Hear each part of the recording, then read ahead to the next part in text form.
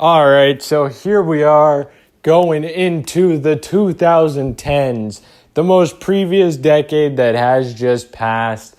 And what a decade that was. It was much better than this decade has started out with, considering all we've really known of this decade is COVID and sitting inside. So the 2010s, the last decade we can really reminisce on and think positively of. So let's see if that's the same case for the internet, which I almost know it will, because this was an absolutely amazing time to be alive and be on the internet. I mean, fucking memes exploded at this point in time. You just had crazy stuff going on. So yeah, without further ado, we will get into that. But before we start, if you have not watched part 1, I highly recommend you do, because that's going over 2000 to 2010. This is the second half of 2010 all the way up to 2020. So, yeah, if you personally have not watched that episode, I really recommend you do. And I also recommend you subscribe, because there will be an episode 3 and possibly an episode 4. I might have an idea plan for that. So if that sounds interesting, you should go ahead and hit that subscribe button. But anyway, let's go ahead and get right into 2010 to the present, basically. Well, not really the present. 2010 to like the end of 2019. So yeah, let's go ahead and get into that. So 2010. If you remember at the end of last episode, which you should have watched by now, Facebook has reached 400 million active users. That was the one half of 2010 that we put in the old video. So continuing on from that, the social media sites that you all know as Pinterest and your favorite place to get influenced, Instagram, have now come out onto the internet. What a wonderful time to be alive, am I right? Twitter and Facebook play a large role in the Middle East revolts. Now, this is in 2011. I was still a little too young to really understand any political stuff. This was probably like, yeah, I was like in elementary school here, so that really wasn't my place. But yeah, that sounds interesting. I mean, it's really interesting today, considering what's going on with Afghanistan, which personally I'm not going to comment on, because I don't want to start an uproar in the comments of who's right, who's wrong, and that kind of thing. But it is interesting that social media plays a part in that today. And it sounds like in 2011 it was also playing a role in similar sort of circumstances. But anyway, 2012, this one is the longest by far. That's all I'm going to say. This is incredibly long. President Barack Obama's administration announces its opposition to major parts of the Stop Online Privacy Act. So I don't really know what this means. Announces its opposition. So I believe that this is we're pro online privacy, which is something that, you should always be getting behind. I want my privacy online, and I'm sure you do too. So yeah, I think that this is a good thing that we're looking at here, 2012. So I guess that this is really like showing that laws are now getting made about the internet, or to protect the internet as it is, or stuff like that, which is interesting, right? I can't really make jokes about that, but it's interesting. Yeah, this is like, saying what you're doing on the hub, the government shouldn't be able to see, But yeah, so anyway, there's that. And the Protect Intellectual Property Act, which would have enacted broad new rules requiring internet service providers to police copyrighted content.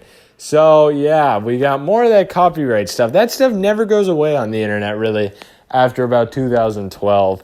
Or not 2012, my bad. After about, the 2000s, copyright is here and copyright's a problem. So yeah, that's here and that's not going to go away, I don't think. There was a successful push to stop the bill, so maybe I was wrong with what I said earlier. I don't really know much about this. I'm not really a internet historian. I'm not like a genius when it comes to the internet. I know a couple things, and a couple things are interesting, but I'm really just a commentary YouTuber at the end of the day. And I thought that this would be an interesting video, just to throw out there. So yeah, don't put anything on me for that. Google and nonprofit organizations, including Wikipedia. Oh man, everybody's favorite fucking website. If you're in school, Wikipedia is where it's fucking at. Shout out you guys.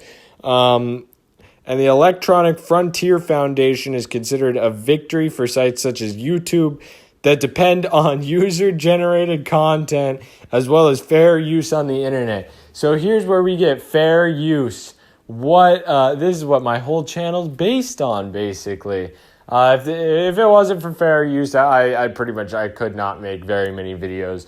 I mean, I could make Reddit content to my heart's content, but I couldn't bring you stuff like, I know I haven't done one in a while, but like, the cut videos I used to do and, stuff like that back when I really was starting back in like 2018. The stuff I made back then, the fuck hate videos and, all that kind of stuff, I would be blowing out of the water if it wasn't for fair use. So that's cool to know that kind of came along in 2012. But anyway, 2013, Edward Snowden, a former CIA employee, and National Security Agency, I can't read. I'm kind of bad at reading. I'm going to be honest with you guys. National Security Agency contractor reveals that the NSA had in place a monitoring program capable of tapping the communication of thousands of people, including U.S. citizens. So, again, this is more like weird shit that I don't really feel like going too deep into. So we're just going to go ahead and, skip ahead into more 2013, which is now adults are banking online. So that's interesting. Okay, but let's take a side note from all of the serious shit, because the serious shit gets a little boring sometimes. I feel that, you feel that. That's why not very many videos on my channel are serious, and these videos are somewhere in between. So we're going to take a second to talk about memes. Now, memes have really taken off here. I'm pretty sure memes started somewhere in what would be the last video still.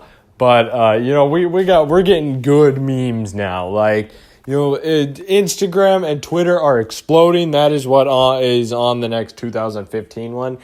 Instagram and Twitter are picking up. Facebook is big. This is still when Facebook was acceptable to use to some extent. So, it's like, Facebook was there. Facebook was booming. Memes were coming. People were sharing shit that they were seeing. Reddit still exists. Who the fuck knows where? They haven't talked about that anymore. But Reddit still exists. So, there's memes everywhere. The internet as we know it is a great place. YouTube's coming up. PewDiePie is getting big at this point in time. PewDiePie is just becoming absolutely a massive guy on the internet.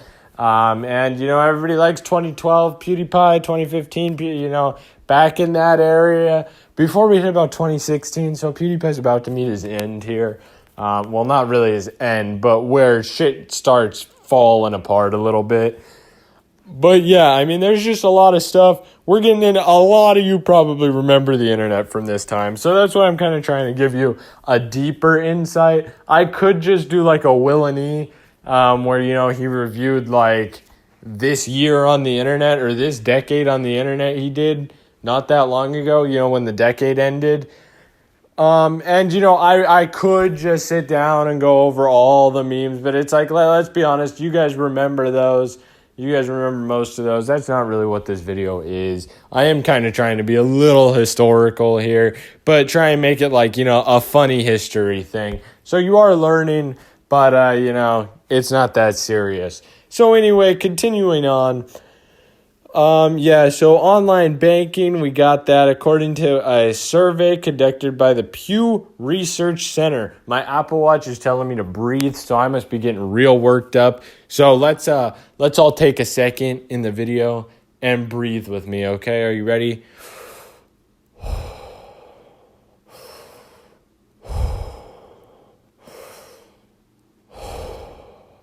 I don't know if you heard that, but if you did, I hope you liked that joke. But, all right. So 2015, I kind of commented on this one already. Instagram, the photo sharing site, reaches 400 million users, outpacing Twitter, which only reached 316 million by the middle of the same year.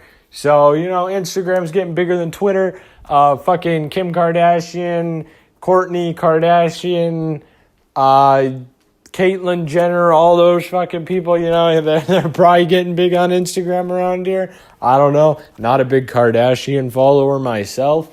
But, it was kind of cool when, Kanye was a part of them. But he's kind of, I'm not really sure what happened with that whole situation. But that went downhill quick. But anyway, we got all of that stuff. They're blowing up, and influencers are becoming a thing. Slowly but surely, influencers are breaking their way into a career that you can actually do now. So that's interesting. I mean, it's crazy how the internet started as nothing besides, basically message boards like we were even talking about in the last episode, and have now turned into careers for a lot of people, both in the influencer area as well as in the, people who web designers and website designers and, a ton of people like that. Programmers and stuff like that. It's big. It really is. So that's interesting. 2016, this was one of my, just one of my favorite years. I think I've been alive. I really liked 2016. I had a great time in 2016. And that is when Google unveils the Google Assistant. So here we are now getting into like AI sort of thing. Your Alexa, your Google Assistant, your Siri, even though I'm pretty sure Siri's been around for a little bit now, because I remember messing around with Siri on, a couple people's phones when I was littler, and, the iPod and stuff. But yeah, Google has came out with their own Google Assistant, a voice-activated personal assistant program, marking the entry of the internet giant into the smart computerized assistant market space. Google joins Amazon, Alexa, Siri from Apple, and Cortana from Microsoft. So Google was a little late to the trend, but it was around here that we were getting those things, probably within the time periods mentioned in this video. Probably not the last, maybe the very, very end, like 2009, 2010, but pretty sure just around here. So, that is where this article actually ends. So, from 2017 onward, I guess I'm left to just talk about that by myself. So, 2017, I guess, is, 2016 was a little bit old internet still. 2017... stuff changed a little bit, especially on YouTube. 2017 was, I believe, the year that PewDiePie had his whole, Nazi sort of allegation weirdness, white supremacist or whatever they were calling him. And that changed the internet a little bit. same with, I guess you could say, the presidential election in 2016.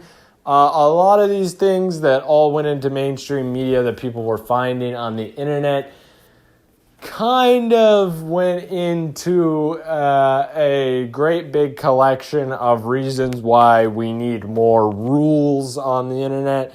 And this led to the early kind of, forms of stricter terms of services and, more people getting banned for more petty kind of things that, you used to not be able to get banned. I mean, you used to be able to post some fucked up, racist shit, basically wherever you wanted to and just, spew fucking nonsense if you felt like it. And, just a bunch of stuff like that. And that was kind of put an end to here because I think that a lot of websites didn't want to look bad for housing that stuff. But I think that, I think a lot of people also kind of enjoyed that. But it did get weird. Online got weird. The internet finally felt like it was getting policed a little bit, which it always kind of had been. But this was rules are being made and people are aware of them. So yeah, and this is more website specific. The internet, I would say, really stopped developing by now. The internet is the internet. You have Google, you have shit like that. And, you go on that and that's the same. But the things that pop up on it could be different now at this time. And so, yeah, that's basically what it was. A lot of websites were starting to really make rules, especially after the presidential election and the just huge amounts of people that were social media fucked this up because it did this, and social media fucked this up because it did that, and, blah, blah, blah. So this also kind of starts leading to... not censorship, but, that kind of thing that we see a lot more now after the election that just happened, because that was really bad with a lot of people spreading false information all over wildfire. And this is not a political statement from me. I'm not saying this was one side or the other spreading this. I'm saying this was everybody as a whole, just, whether on purpose or on accident, ended up spreading a lot of false information. And that kind of led to, when you're on Instagram and it says, this is false information, do you want to see it? It led to stuff like that, stuff like YouTube, where under the video it'd be learn more about, this, saying, hey, this video might not be true, so maybe you should go here to learn more. I don't know how much I trust those things, because I don't really know if those aren't biased, because those could also be biased in their own way, since, often companies tend to be biased for, their own personal gain. And now, at this point in time, 17, 18, 19, 20, websites are definitely there.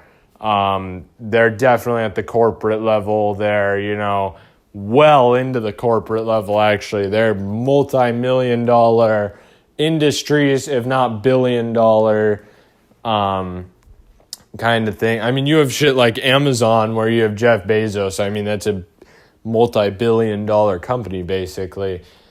So, yeah, I mean, that's, that's really where we are today for the most part, although I will talk about 20 and 21 in a shorter part 3 coming out soon. So, if you did enjoy this video, this one was a long one. This one we really dove into some things.